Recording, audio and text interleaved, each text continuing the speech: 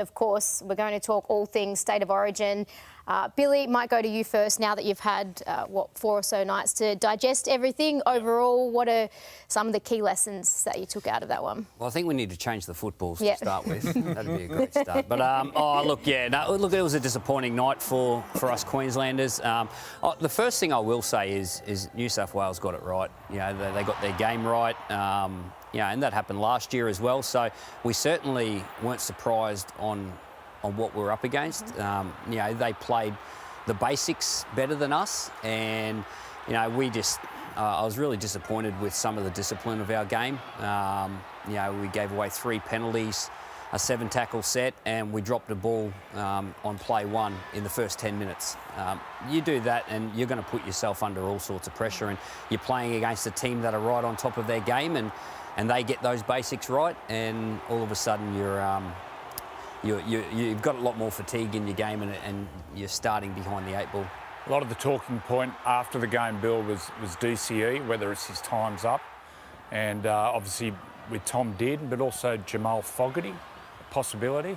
What's your thoughts on that? Well, it was great to see both Tommy and Ches go back to their clubs and play well on the weekend. That was really pleasing to see. Look, I don't point the finger at any one player, and you've got to really sit down and take your time after each game, and you review the game, you review the performance, and given our performance in game 1, something needs to change. It doesn't have to be personnel, but it might be an attitude shift, it might be some actions on the field, it might be some continuity within the group. So, I'm a believer if you do the same thing and expect a different result, you're pretty silly. Whether that's personnel change or we just need to shift our mindset as we go into the game, I'm not sure yet.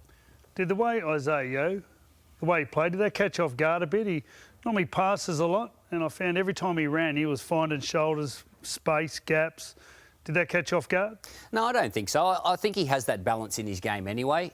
He's a great ball runner. He's got a really good left foot step where he goes back into the play the ball. And he's got that ability to move the footy. So, no, I don't think that specifically caught us off guard. And when you're under pressure and you don't have a lot of the footy in that opening stages of the game, it happened to us in Melbourne last year. So I think if we can improve our discipline, well, we're not going to get rolled down the field as much.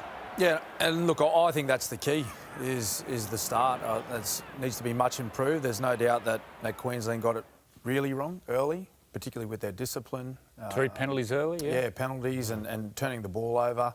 Really just piggybacking New South Wales out of their own end and inviting them up into attacking positions, Like, when you do that you can get away with that at club level, right? So when you're playing club football, like this type of stuff here, Paddy Carrigan wants to grab Dylan Edwards. That's not a penalty at Origin level. Around the face. But, mate, the referees... Yes. Yeah, but they referee like a mate, there's other ways you can show aggression, though. Yeah. You can be harder in contact, you can be doing other things. They just, honestly, these days, if you're ripping blokes' heads off, they're not going to allow it. I know Origin's been different over the past, but... and if it happens one time, you don't keep doing it. I think their first 3 penalties were from... just being over-aggressive. Yeah, so you can have a poor start, right, at club level, and we've seen momentum shifts and changes and swings of, scoreboard changes and all that sort of stuff at club level. But when you're playing against elite players, they're not going to give you another chance. If you start as poorly as you did, as the Maroons did in the first 10 minutes, well, really, you're just playing off the back foot for the entire night, and that's what they did. And that's why they had very little energy to have any sort of attacking football.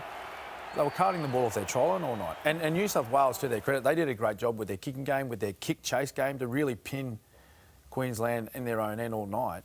So I think they need to look at their approach to the first 10 minutes of the game, their attitude, as Billy spoke about, and what sort of mentality are they going to take to the game to really put themselves in a position or give themselves an opportunity to have a balanced start and be in the game at all. You spoke about being on the back foot. Origin is about the outside backs getting the set starts, someone like Selwyn Cobber, but then also in the middle forwards, do you think you lack some mongrel and a player like Corey Horsburgh would help? So two-pronged, do you think you need a bigger body coming out of the backfield like a Cobber? Yeah, well, I think when you look at New South Wales, they've got they've got aggressive back five. And I spoke in the lead up to game one that was the part of the opposition team that I was most threatened by, was their back five. And you look at, so both wingers, Well, this was the first set of 6. yeah, Brian To'o, right? He spent 10 minutes off the field. He ran for 230 metres. Zach Lomax ran for 210. So they've nearly got 500 metres between the two of them. So when you're carrying for that many metres, particularly most of their runs come in the backfield, where you need those hard, tough carries. When your two wingers are carrying for that, like it saves these blokes energy to do that. But do you think their energy was saved because of 15 penalties and 6 to go? Because New South Wales had a bigger forward pack. Do you think that helped New South Wales? Well, it has to. Yeah, it has to. For sure. For size, you know. Well, it all flows into one, doesn't it? If you haven't got juice, well, the opposition usually have juice. So when they kick the football, they're all on the kick chase. And when you're kicking it, you're nearly in survival mode. So it all compounds each other. Was part of your tactic spreading the ball out of trouble? I thought early on you went to some shifts coming out of trouble. Was that because you're getting overwhelmed in the middle and you were just trying to have a look at them? Was that an actual tactic? Because it actually looked like it benefited. Yeah, I think you want to have that option there. You want to play that cycle game, and we didn't give ourselves a chance to play that cycle game in that first 10 minutes. But you want to have the option to go through the middle. But if the opposition's tightening up, you want that option to go out wide. So we just didn't quite get it right. I'll throw some names at you, just quick sentence. Okay. Josh Papali'i. Yep. Is he retired? Is he retired from Origin? He retired, yeah. Oh, he's retired. Corey Horsburgh. Yep. Yeah. So he's on the... What about someone like Dane Gagai, the experience of Gagai and coming out of trouble? Look, all things are thought about. When you're in the position of trying to select Queensland's best footy team, you think about all different scenarios, and you're trying to assemble the best possible team that you can put together for Queensland to go out and perform. So that's what we'll be doing. The other two are Reece Walsh and Murray Taulagi. I thought they were supposed to be back this week. Ben Hunt. I'll have to apologise to QTQ News for stuffing that totally up. Reece has got a PCL injury. He obviously hasn't played for about a month. He's 2 weeks off, isn't he? Yeah, he didn't play last night. I think he's pretty close. And Murray picked up a calf injury The weekend before selection. 2 weeks ago. Benny Hunt back 2 weeks? Ben Hunt? Yeah, hamstring. He was a 6-week I think 6 injury. weeks. So But them two look like they'll be back. I thought they were going to play this week, so they'll mostly play next week. They in consideration? well, everyone's in consideration. You've got to consider everyone available, but when you're throwing names up and he should be and he should, you got to take people out too. Like you got to be thinking who are you going to replace them with, and do they deserve that? Are they the best person for the position?